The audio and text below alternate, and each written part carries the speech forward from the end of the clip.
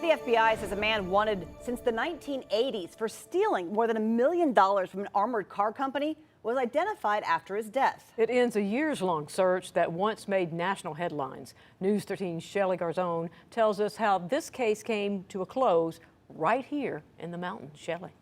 Well, Tammy, while this case spanned decades, it's now giving new insight into how someone could avoid law enforcement for so long. I spoke with the local Fraternal Order of Police, who says cases like this are rare but not impossible, especially when someone is able to stay off the grid and avoid any contact that could give them away. If you've got cash money and you don't have family ties or good close friends, I mean, it can be done. A case that remained open for decades came to a close right here in the mountains. According to the FBI, John Anthony Quinn was wanted for first-degree grand theft back in April of 1988. Law enforcement says Quinn allegedly stole $1.3 million in cash from Federal Protection Services, an armored car service where he was the manager. Quinn was last seen in Florida, leaving no paper trail of his whereabouts for years. To do that, you totally have to step away from family, from friends, because so many times in law enforcement, we catch people because they made a family member mad or they make a friend mad, and they call, hey, this is where they're at.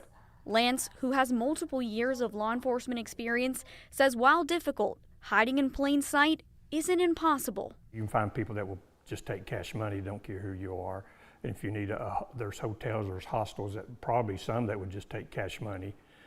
Just knowing the right people, knowing where to stay. But to have no slip-ups for several years, Lance says, is uncommon. A lot of people do get caught just by maybe being in a fight in a bar or getting stopped for a tail light, and they run their license and see, oh, you're wanted here or there. And so people can go on a run for a long time, but sooner or later they usually slip up. This case received national attention, ending up on the FBI's most wanted list and featured on an episode of Unsolved Mysteries, talking about the heist. There are no pre-recorded serial numbers, there are no bait bills. The monies are of a varied denomination and basically could never be traced to him. The FBI was able to identify Quinn using a fingerprint card after his death from natural causes at Mission Hospital back in December.